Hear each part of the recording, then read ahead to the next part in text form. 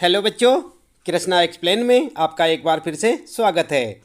तो बच्चों आप ध्यान दें, आज हम पढ़ रहे हैं कक्षा 8 हिंदी वसंत के अंतर्गत पहला पाठ ध्वनि। हम आपको बताएंगे इस पाठ का भावार्थ और साथ ही साथ पाठ से संबंधित प्रश्नों के उत्तर भी। तो आप लगातार देखते रहें वीडियो और जुड़े रहें हमारे साथ। यदि अभी तक आपने चैनल को सब्सक्राइब नहीं किया तो चैनल को भी सब्सक्राइब अवश्य कर दें, बेल आइकन भी दबा दें बच्चों, ताकि आपको आने वाली प्रत्येक पाठ की वीडियो की नोटिफिकेशन मिलती रहे। और जानते रहें कक्षा 8 हिंदी वसंत के सारे पाठों का भावार्थ, सारांश और प्रश्नों के उत्तर हमारे साथ। तो चलिए सबसे पहले पढ़ लेते हैं कविता ध्वनि, जिसके कवि हैं सूर्यकांत त्रिपाठी निराला। आइए आप भी हमारे साथ साथ पढ़ें। कविता में अभी न होगा मेरा अंत, अभी अभी ही तो आया है मेरे वन में मृदुल बसंत, अभी न होगा मेरा अंत। आप ध्यान दें बच्चों, यहाँ पर जो है कवि कहता है कि अभी मेरा अंत नहीं होने वाला है, अभी अभी ही तो आया है मेरे वन में मृदुल बसंत, अभी न होगा मेरा अंत। कुल मिलाकर जीवन रूपी जो बसंत है अभी शुरू हुआ है और इसका अंत नहीं होगा। हरे हरे ये पात डालियाँ कलियाँ कोमल गात, मैं ही अपना स्वप्न मृदुल कर फेरूंगा निंद्रित कलियों पर, जगह एक प्रत्युष मनोहर। यहाँ पर कवि कहता है कि मेरे पत्ते जो हैं हरे हरे हैं, डालियाँ कलियाँ और सब पूरा का पूरा पेड़, यानी कि जो पेड़ शरीर रूपी जो पेड़ है यह पूरा कैसा है, हरा भरा है। और मैं ही अपना स्वप्न मृदुल कर, जो मेरा स्वप्न है मैं जो है फेरूंगा निंद्रित कलियों पर, जो कलियाँ निकलती हैं उन पर जो है अपना जो है जो आलस में पड़ी हुई कलियाँ हैं उन पर हाथ फेरूंगा और उन्हें जगाऊंगा। पुष्प पुष्प से तंद्रालस लालसा खींच लूँगा, मैं उनका आलस्य खींच लूँगा प्रत्येक फूल से, अपने नवजीवन का अमृत उनके द्वारा मैं उनको सींच दूँगा। द्वार दिखा दूँगा फिर उनको, हैं मेरे वे जहाँ अनंत, अभी न होगा मेरा अंत। और मैं उन सबको भटके हुए युवाओं को रास्ता दिखा दूँगा जो कि मेरे अपने हैं, इसलिए अभी मेरा अंत नहीं होगा क्योंकि मुझे अभी बहुत सारे कार्य करने हैं। तो ये यहाँ पर जो है कविता का हमने आपको थोड़ा बहुत अर्थ बताया। इसके बाद हम आपको यहाँ पर जो है बताएंगे कविता का पूरा भावार्थ, जिसे आप लिख भी सकते हैं और उसे अच्छे से याद करें। और जैसे कि आप देख रहे हैं यहाँ पर ये आपके प्रश्न शुरू होते हैं, इन सारे प्रश्नों के उत्तर भी हम आपको इस वीडियो में यहाँ पर बताने वाले हैं। तो आप लगातार जुड़े रहें हमारे साथ और देखते रहें वीडियो। तो चलिए शुरू कर लेते हैं सबसे पहले इस कविता पाठ का भावार्थ। तो बच्चों आप ध्यान दें, आपको एक बार फिर से याद दिला दें, आज हम पढ़ रहे हैं कक्षा 8 हिंदी वसंत का पहला पाठ ध्वनि, और हम आपको बता रहे हैं इस पाठ का भावार्थ और साथ ही साथ प्रश्नों के उत्तर भी। सबसे पहले बात करते हैं कविता पाठ के भावार्थ की। इस कविता के कवि सूर्यकांत त्रिपाठी निराला जी हैं। कवि ने इस कविता के द्वारा प्रकृति के प्रति मानवीय संवेदना को दर्शाया है। इस कविता में प्रकृति का मनोहारी चित्रण है, भाषा सरल और भावपूर्ण है, तत्सम और तद्भव शब्दों का भी इसमें प्रयोग हुआ है। इस तरह कविता में कवि का आशावादी दृष्टिकोण है, इसलिए वह जीवन की सुंदरता को पूरी तरह से जीना चाहता है, यह इसमें दिखाया गया है। आप समझ गए ना। इसके बाद यहाँ पर जो है कविता के बारे में कवि मानते हैं कि अभी उसका अंत नहीं होगा, अभी अभी उनके जीवन रूपी वन में वसंत रूपी यौवन आया है। कवि प्रकृति का वर्णन करते हुए कहते हैं कि चारों ओर वृक्ष हरे भरे हैं, पौधों पर कलियां खिली हैं जो अभी तक सो रही हैं। कवि कहते हैं वो सूर्य को लाकर इन अलसाई हुई कलियों को जगाएंगे और एक नया सुंदर सवेरा लेकर आएंगे। कवि प्रकृति के द्वारा निराश हताश लोगों के जीवन को खुशियों से भरना चाहते हैं। कवि बड़ी तत्परता से मानव जीवन को मारने के लिए अपनी हर खुशी एवं सुख को दान करने के लिए तैयार हैं। वे चाहते हैं हर मनुष्य का जीवन सुखमय व्यतीत हो, इसलिए वे कहते हैं कि उनका अंत अभी नहीं होगा जब तक वो सबके जीवन में खुशियाँ नहीं ला दें। ठीक है, तो इस प्रकार कवि जो है सबके जीवन में खुशियाँ लाना चाहता है और कहता है कि मेरा अंत अभी नहीं होगा क्योंकि मेरे को अभी बहुत सारे कार्य करने हैं और युवाओं को जगाना है। ठीक है, तो ये था इस कविता का भावार्थ। आप इसे चाहे तो अपनी नोटबुक में नोट कर सकते हैं, इसे अच्छे से याद कर सकते हैं। इसके बाद बच्चों जान लेते हैं इस कविता पाठ से संबंधित प्रश्नों के उत्तर। अभ्यास प्रश्न उत्तर में पहला प्रश्न आपका, आप देख सकते हैं अपने पाठ के अंत में आपको मिल जाएंगे सारे प्रश्न। कवि को ऐसा विश्वास क्यों है कि उसका अंत अभी नहीं होगा? तो उत्तर में आप क्या लिखेंगे? उत्तर लिखेंगे कवि को ऐसा विश्वास इसलिए है क्योंकि अभी उसके मन में नया जोश व उमंग है, उसे कभी काफ़ी नवीन कार्य करने हैं, वह युवा पीढ़ी को आलस्य की दशा से उबारना चाहते हैं। इस प्रकार से आप अपने इस पहले प्रश्न का उत्तर लिख सकते हैं बच्चों, इसे याद भी करें। और दूसरा प्रश्न है, फूलों को अनंत तक विकसित करने के लिए कवि कौन कौन सा प्रयास करता है? तो क्या क्या प्रयास करता है आपने कविता में पढ़ा था।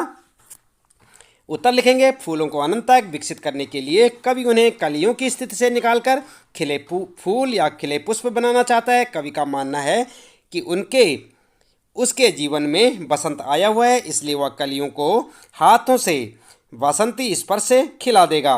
वह फूलों की आंखों से आलस्य हटाकर उन्हें चुस्त व जागरूक करना तथा अपने नवजीवन के अमृत से सींचना चाहता है। तो इस प्रकार से आप बच्चों दूसरे प्रश्न को देख सकते हैं और उसका उत्तर लिख सकते हैं यहाँ से।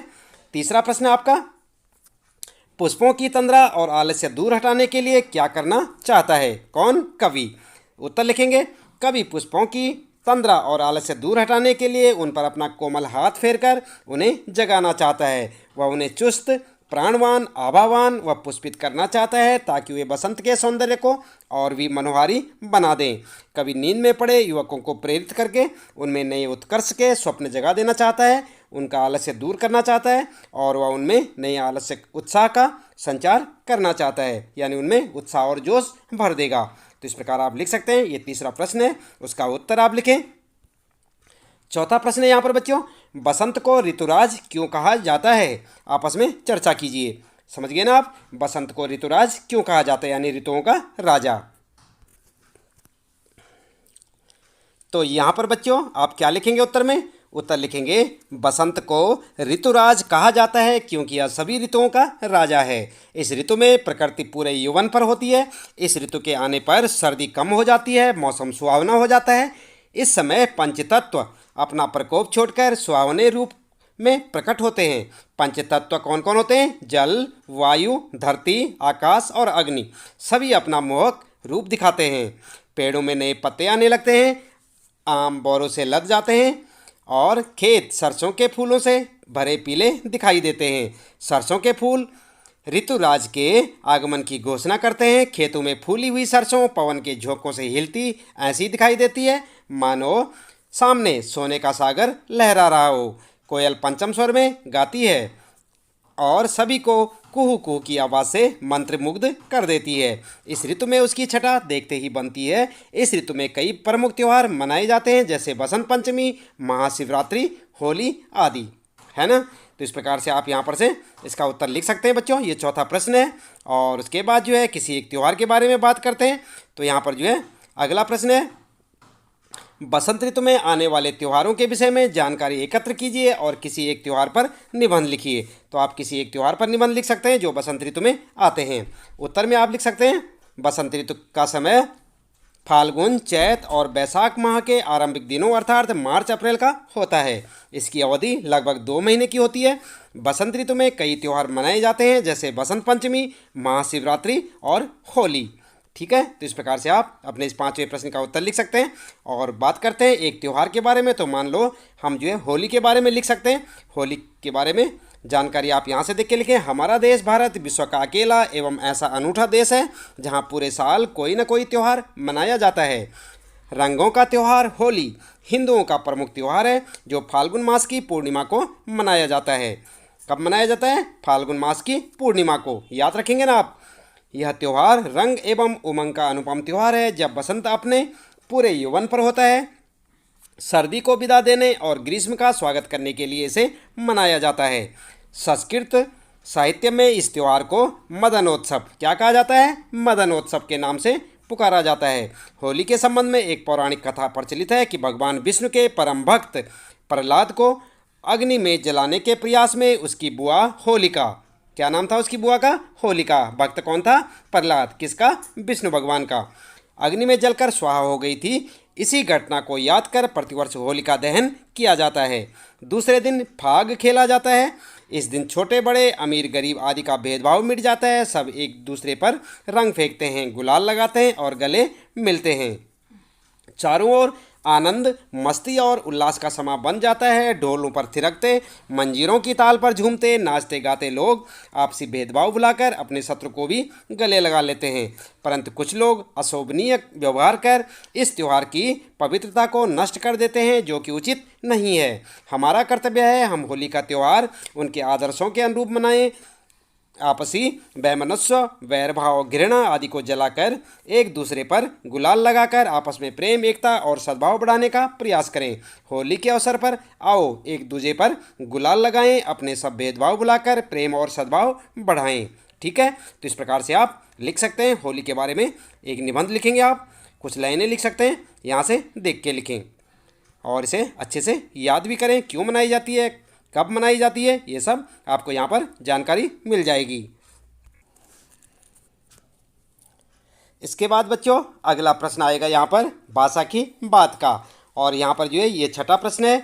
हरे हरे पुष्प पुष्प में एक शब्द की एक ही अर्थ में पुनरावृत्ति हुई है। कविता में या कविता के हरे हरे ये पात वाक्यांश में हरे हरे शब्द युग्म पत्तों के लिए विशेषण के रूप में प्रयुक्त हुए हैं। यहाँ पात शब्द बहुवचन में प्रयुक्त है। ऐसा प्रयोग भी होता है जब कर्ता या विशेष्य एक वचन में हो और कर्म या क्रिया या विशेषण बहुवचन में, जैसे वह लंबी चौड़ी बातें करने लगा। ध्यान दें आप, कविता में एक ही शब्द का एक से अधिक अर्थों में भी प्रयोग होता है। 3 बेर खाती थी वह 3 बेर खाती है, जो 3 बेर खाती थी वह 3 बेर खाने लगी है। एक शब्द बेर, आप देख रहे हैं यहाँ पर कौन सा शब्द है ये, बेर। बेर का 2 अर्थों में प्रयोग करने से वाक्य में चमत्कार आ गया। इसे यमक अलंकार कहा जाता है। क्या कहा जाता है, यमक अलंकार। अलंकार के बारे में बच्चों आपको जानकारी होगी नहीं है तो कोई बात नहीं, आप जब वीडियो देख रहे होंगे वीडियो के डिस्क्रिप्शन बॉक्स में जाएं और डिस्क्रिप्शन बॉक्स में आपको अलंकार से संबंधित एक चैप्टर मिलेगा, आप उसे खोलकर देख सकते हैं और सारे अलंकारों के बारे में आप जानकारी ले सकते हैं। तो यहाँ पर बात कर रहे हैं हम यमक अलंकार की। तो जब एक शब्द की एक से अधिक बार जो है पुनरावृत्ति होती है और दोनों बार अर्थ जो है अलग अलग होता है तो उसे कहते हैं यमक अलंकार। इसी प्रकार कभी कभी उच्चारण की समानता से शब्दों की पुनरावृत्ति का आभास होता है, जबकि दोनों 2 प्रकार के शब्द होते हैं, जैसे मन का और मन का। देख रहे हैं ना आप यहाँ पर, मन का, मन का, कर का, मन का, डारी दे, जैसे आता है ना। ऐसे वाक्यों को एकत्र कीजिए जिनमें एक ही शब्द की पुनरावृत्ति हो। ऐसे प्रयोगों को ध्यान से देखिए और निम्नलिखित पुनरावृत्त शब्दों का वाक्य में प्रयोग कीजिए। तो यहाँ पर जो है बातों बातों में, रह रह कर, लाल लाल, सुबह सुबह, और फिर क्या है, रातों रात, घड़ी घड़ी। तो यहाँ पर जो है उत्तर में आप इस प्रकार से लिख सकते हैं बच्चों, बातों बातों में। तो यहाँ पर वाक्य बनेगा बातों बातों में कब घर आ गया पता ही नहीं चला। इस प्रकार से आप दूसरे शब्द का वाक्य बनाएंगे, रह रह कर, कल रात से रह रह कर बारिश हो रही है। इस प्रकार से आप उत्तर लिख सकते हैं। और फिर आता है लाल लाल, तो लाल लाल आंखों से पिताजी अमर को घूर रहे थे। इसी प्रकार सुबह सुबह में क्या बनाएंगे आप वाक्य, दादी जी सुबह सुबह ही पूजा करने मंदिर निकल जाती है। इसी प्रकार रातों रात में बनाएंगे, ईश्वर की कृपा से रामन रातों रात अमीर हो गया। और इसी प्रकार से घड़ी घड़ी में बनाएंगे एक वाक्य आप, घड़ी घड़ी शिक्षक उसे पढ़ाई में ध्यान लगाने के लिए टोकते रहते हैं। तो बच्चों इसके साथ ही यहाँ पर इस पाठ से संबंधित प्रश्नों के उत्तर समाप्त होते हैं। उम्मीद है कि आपको अच्छे से समझ आए होंगे। इसी प्रकार लगातार कक्षा 8 हिंदी वसंत के सभी पाठों को पढ़ने के लिए आप चैनल को सब्सक्राइब अवश्य कर दें, बेल आइकन भी दबा दें, ताकि आपको आने वाले प्रत्येक पाठ की वीडियो की नोटिफिकेशन मिलती रहे। और लगातार जानते रहे अपने सभी पाठों के प्रश्न उत्तर हमारे साथ। तो मिलते हैं फिर अगली वीडियो में। आप थोड़ा करें इंतज़ार और इन प्रश्नों के उत्तरों को आप जो अच्छे से याद करें, लिखें अपनी नोटबुक में। मिलते हैं फिर अगली वीडियो में।